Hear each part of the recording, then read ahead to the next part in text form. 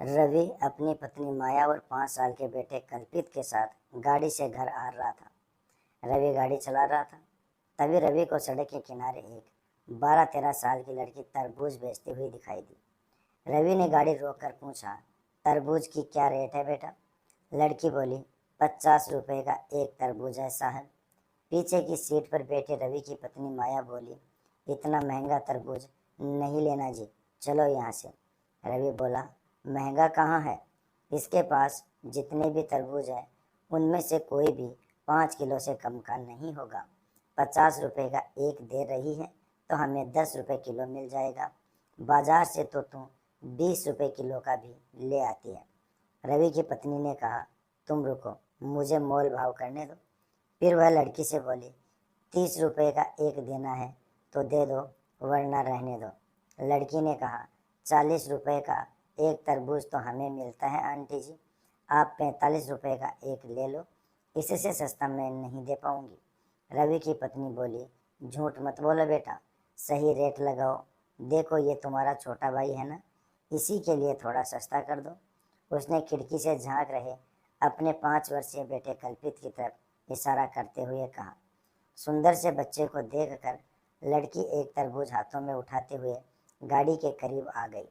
फिर लड़के के गालों पर हाथ फेर कर बोली, सचमुच मेरा भाई तो बहुत सुंदर है आंटी। रवि की पत्नी बच्चे से बोली, दीदी को नमस्ते बोलो बेटा।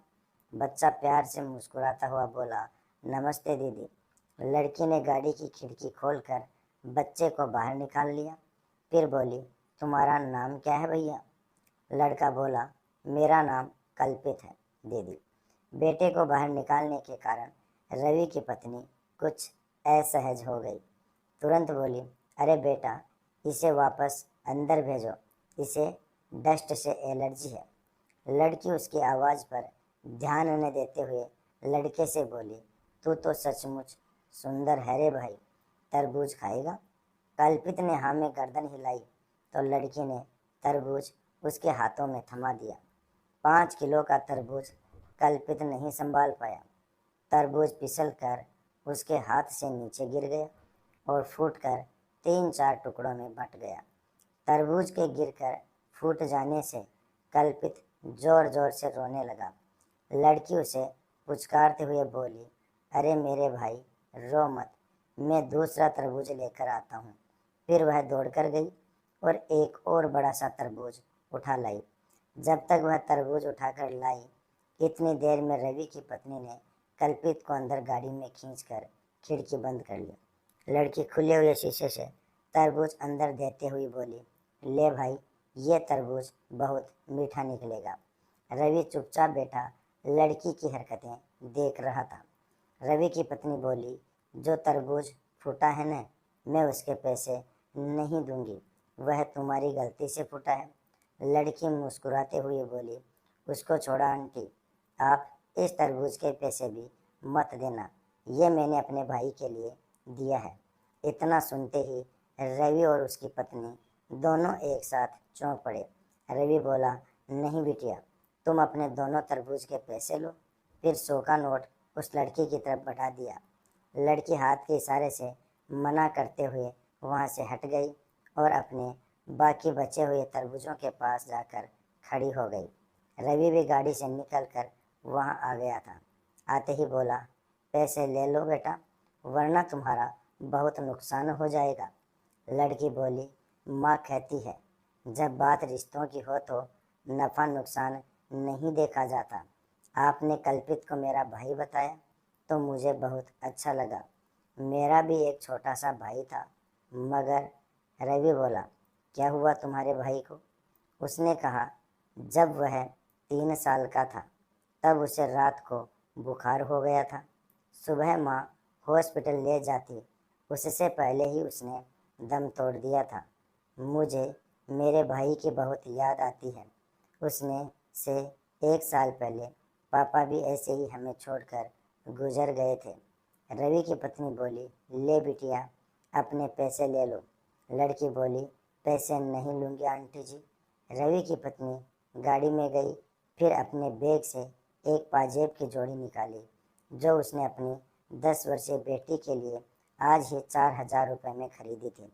लड़की को देते हुए बोली, तुमने कल्पित को भाई माना है तो मैं तुम्हारी माँ जैसी हुई ना, अब तुम ये लेने से मना नहीं कर सकती। लड़की ने हाथ नहीं बढ़ाया तो उसने ज़बरदस्ती लड़की की गोद में पाजेब रखते हुए कहा, रख ले, जब भी पहनेगी तुझे हम सबकी याद आएगी। इतना कहकर वह वापस गाड़ी में जाकर बैठ गई। फिर रवि ने गाड़ी स्टार्ट की और लड़की को बाय बोलते हुए वे चल पड़े। रवि गाड़ी चलाते हुए सोच रहा था कि भावुकता भी क्या चीज़ है। कुछ देर पहले उसकी पत्नी 10-20 रुपये बचाने के लिए हथकंडे अपना रही थी। कुछ देर में ही इतनी बदल गई जो 4,000 की पाजेब दे आई। फिर अचानक रवि को लड़की की एक बात याद आई, रिश्तों में नफ़ा नुकसान नहीं देखा जाता। रवि का प्रॉपर्टी के विवाद को लेकर अपने ही छोटे भाई से कोर्ट में मुकदमा चल रहा था। उसने तुरंत अपने छोटे भाई को फ़ोन मिलाया। फ़ोन उठाते ही बोला, मुकेश, तुम्हारा बड़ा भाई रवि बोल रहा हूँ। मुकेश ने कहा, फ़ोन क्यों किया तुमने? रवि ने कहा, मुकेश, तुम वो मेन मार्केट वाली दुकान ले लो, मेरे लिए मंडी वाली छोड़ दो, और वो बड़े वाला प्लॉट भी तुम ले लो, मैं छोटे वाला ले लूँगा। मैं कल ही मुकदमा वापस ले रहा हूँ। सामने से काफ़ी देर तक आवाज़ नहीं आई। फिर उसके छोटे भाई ने कहा, इससे तो आपको बहुत नुकसान हो जाएगा भैया। रवि ने कहा, मुकेश, आज मुझे समझ में आ गया है कि रिश्तों में नफ़ा नुकसान नहीं देखा जाता, एक दूसरे की खुशी देखी जाती है। उधर फिर से खामोशी छा गई। फिर रवि को मुकेश के रोने की आवाज़ सुनाई दी। रवि बोला, रो रहे हो क्या मुकेश? मुकेश बोला, भैया, इतने प्यार से पहले बात करता तो सब कुछ मैं आपको दे देता। अब घर आ जाओ, दोनों प्रेम से बैठकर बंटवारा करेंगे। इतनी बड़ी कड़वाहट कुछ मीठे बोल बोलते ही न जाने कहाँ चली गई थी। कल जो एक एक इंच ज़मीन के लिए लड़ रहे थे, वे आज अपने भाई को सब कुछ देने के लिए तैयार हो गए थे। दोस्तों, कहानी से सीख मिलती है कि त्याग की भावना रखिए। अगर हमेशा देने को तत्पर रहोगे तो लेने वाले का हृदय भी परिवर्तित हो जाएगा। याद रखें, रिश्तों में नफ़ा नुकसान नहीं देखा जाता। अपनों को करीब रखने के लिए अपना हक भी छोड़ना पड़ता है। दोस्तों, वीडियो पसंद आया हो तो लाइक और शेयर ज़रूर कर देना। चैनल पर पहली बार आए हो तो चैनल को सब्सक्राइब भी कर लेना। कंप्लीट वीडियो देखने के लिए आपका बहुत बहुत धन्यवाद।